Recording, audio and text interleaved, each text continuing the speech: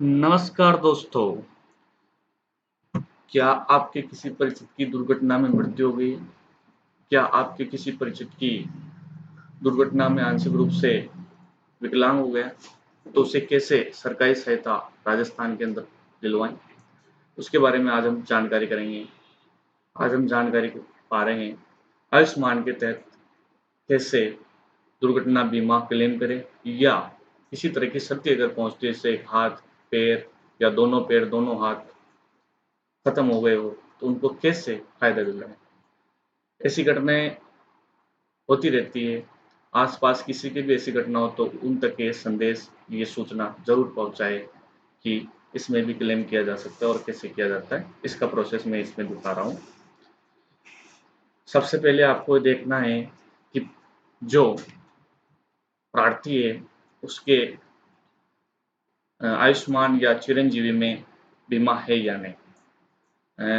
ग्रामीण स्तर पर या शहरी स्तर पर ऐसे भी देखा जा सकता है कि जिसको गेहूँ मिलता हो खाद्य सुरक्षा के अंदर या बीपीएल कैटेगरी के अंदर, वो ऑलरेडी इसमें इंक्लूड होते हैं। और बाकी इसकी साइट पे जाके जन आधार नंबर डाल के भी आप देख सकते हो कि ये पात्र है या नहीं। अगर पात्र है तो उसका आवेदन इस साइट पे जाना है आपको mcdbysipf.rajasthan.gov.in। इस पे जाने के बाद आपको आयुष्मान के तहत आवेदन करे पर क्लिक करना है। जैसे आप क्लिक करेंगे आपके सामने ऐसे एक नई विंडो खुलेगी। यहाँ पर आपको आगे बढ़े पर क्लिक करना है। जैसे आगे बढ़े पर क्लिक किया, जन आधार नंबर डालना।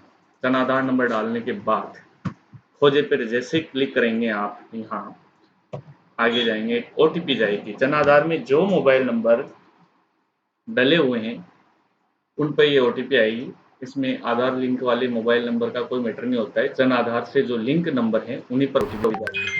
अगर जन आधार में मोबाइल नंबर लिंक नहीं है तो उस समय आप इससे जन आधार नंबर जोड़ सकते हो, हाथों हाथ जुड़ जाता है। ओटीपी आने के बाद ओटीपी जैसे ही डालोगे और जमा पर क्लिक करोगे, ऐसी टैब खुलेगी। इस टैब में यहाँ पर नाम आ जाएगा मुखिया का, उसमें जितने भी जन आधार में लोग हैं उनका सबका। उसके बाद जैसे आगे जाएंगे सारी डिटेल आ जाएगी। अब इसमें क्या होता है, दावेदार इधर जो भी है, जैसे जो इसमें मुखिया है उस ज़्यादातर उसको दावेदार बनाए तो अच्छा होता है। दावेदार पे क्लिक करना है, एक ओटीपी और आएगी, डाली। उसके बाद जो दुर्घटना जिस व्यक्ति की है इस साइड पे आता है, उस पर क्लिक करना है। जैसे यहाँ दुर्घटना हुई, इस पर क्लिक किया और यहाँ ये मृत्यु हुई तो मृत्यु वाला, सत्य वाला तो सत्य वाला ये। इसके बाद यहाँ पर डेट डालनी है, दुर्घटना की तिथि और समय सबसे महत्वपूर्ण होता है, समय भी डालना होता है इसमें। नेक्स्ट आगे आगे एक और प्रॉब्लम कभी-कभी आती है इसमें, बहुत सी बार जब हम मृत्यु प्रमाण पत्र बनवा लेते हैं, उसके बाद कई बार जन आधार में वो अपडेट नहीं होता है, तो हम जन आधार से कैंडिडेट को डिलीट करते हैं वहाँ से जिसकी मृत्यु हुई है। तो उसी दिन हम इसको डालने की कोशिश करते हैं कई बार, लेकिन तब क्या होता है वो ऐसे शो होता है, यहाँ पर भी वही शो होता है, यहाँ पर भी 2-2 नाम आने लग जाते हैं उसके। और ये दिक्कत होती है और कई बार ये दिक्कत बहुत खतरनाक होती है, इंसान समझ नहीं पाता है हम क्या क्या करें। जबकि इसमें क्या होता है, आप एक दिन का वेट कर लीजिएगा, दूसरे दिन आपका काम यहाँ पर एक नाम हो जाएगा, वो अपडेट हो जाएगा जन आधार में। जैसे वो अपडेट हुआ यहाँ पर एक कैंडिडेट शो होने लग जाएगा। इससे आगे दावेदार का विवरण भरना है, ये अपना आप जन आधार से ले लेगा, यहाँ पर अपन को कुछ भी नहीं करना है। दुर्घटना का विवरण भरना है, दुर्घटना का कारण क्या था, दुर्घटना का कारण यहाँ स्लाइड आती है। जैसे आप क्लिक करोगे बिजली से हुई है या फिर वाहन से दुर्घटना हुई है, रोड दुर्घटना, सड़क दुर्घटना इत्यादि ऑप्शन आते हैं। इसके बाद दुर्घटना का स्थान, किस राज्य में दुर्घटना हुई वहाँ पर क्लिक करना है, उस राज्य का जिला कौन सा है, पिन कोड और दुर्घटना का स्थान, उसके बारे में विवरण देना है। दुर्घटना का पूर्ण विवरण यहाँ पर डालना है। जो अपन को एफआईआर कॉपी मिलती है थाने से, मर्ग रिपोर्ट भी आती है, पंचनामा भी आती है, उसमें से पढ़ के वैसा का वैसे यहाँ पेस्ट कर देना है। दुर्घटना का पूर्ण विवरण भरने के बाद दुर्घटना पर सूचित किया गया पुलिस थाना कौन सा, जब दुर्घटना हुई तब कौन से थाने में सूचना दी गई प्रथम, तो वो यहाँ से सिलेक्ट करना है, स्टेट और डिस्ट्रिक्ट, उसके बाद थाने का पता। और जहाँ आखिरी बार जिस हॉस्पिटल में ले जाया गया, वहाँ का पता, यहाँ स्टेट, डिस्ट्रिक्ट और हॉस्पिटल का नाम। उसके बाद मृत्यु प्रमाण पत्र का विवरण यहाँ डालेंगे। मृत्यु प्रमाण पत्र का विवरण में क्या डालना है, तो यहाँ पर उसके मृत्यु पंजीयन संख्या डालनी है और वर्ष डाला, मृत्यु प्रमाण पत्र डाउनलोड हो जाएगा। इसके बाद आगे जैसे आप इसको डालोगे, एक डाउनलोड हो जाएगा मृत्यु प्रमाण पत्र और नीचे टैब खुलेगी दस्तावेज अपलोड करनी। तो दस्तावेज में क्या क्या चाहिए, एक तो चाहिए अपन को मर्ग रिपोर्ट, जो एफआईआर कॉपी, अगर एफआईआर नहीं हो तो मर्ग रिपोर्ट से काम चल जाता है। पंचनामा, और पंचनामा के बाद में मृत्यु प्रमाण पत्र और दावेदार के खाते बैंक डिटेल, जो बैंक की पासबुक होती है, उसको अपलोड करना है।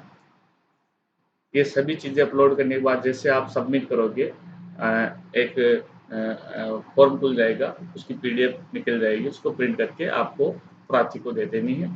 हाँ, इसमें ध्यान रखने योग्य बातें ये हैं कि ये हाथों हाथ इसमें कुछ नहीं होता है, इसमें टाइम लगता है थोड़ा 1-2 महीने का। तो उसमें क्या होता है, आपको बार-बार 10 दिन या 15 दिन में उसको उसकी स्थिति स्टेटस देखते रहना है। स्टेटस देखने के लिए यहाँ पर आता है आवेदन के तहत आवेदन की स्थिति, आयुष्मान के तहत आवेदन की स्थिति जाँचें। यहाँ पे क्लिक किया, जन आधार नंबर डालें और ओटीपी आएगी, उसका करंट स्टेटस क्या है वो पता चल जाएगा कि अभी वे कहाँ पर पेंडिंग है। और अगर पेंडिंग नहीं है, कई बार ऐसा होता है कुछ गलत डिटेल डल जाती है तो ये रिसेंड भी होता है। उस कंडीशन में अपन को उसको ठीक करना होता है कि उसमें क्या कमी आई, आगे से उसमें लिखा होता है कि इसमें इस चीज़ की कमी है, इसको पूरा करो, तो उसको पूरा करके वापस सबमिट कर देना। इस तरह से ये फॉर्म पूरी तरह से डलेगा। ऐसी जानकारी पाने के लिए हमारे चैनल को सब्सक्राइब कर लीजिएगा। हाँ, और सबसे आशा यही करता हूँ कि इस जानकारी को सभी के तक पहुँचाएँ, ताकि सबको पता रहे कि इसको कैसे करते हैं। हमारा कोई ऐसा नहीं है कि हमें कोई कमाई करनी है इससे। हम तो हमारे इस प्रोसेस से डाल रहे हैं कि सबको इसकी जानकारी हो और सब तक इसकी सूचना पहुँचे। सरकार किस-किस तरह के फ़ायदे दे रही है, आमजन इसको कैसे उठा सकता है। ये किसी भी मित्र पर जाके आप फॉर्म फिल अप करवा सकते हैं। सभी मित्रा पर ये सुविधा उपलब्ध होती है और सेल्फ भी भर सकते हैं। इसमें कोई विशेष आईडी की ज़रूरत नहीं होती।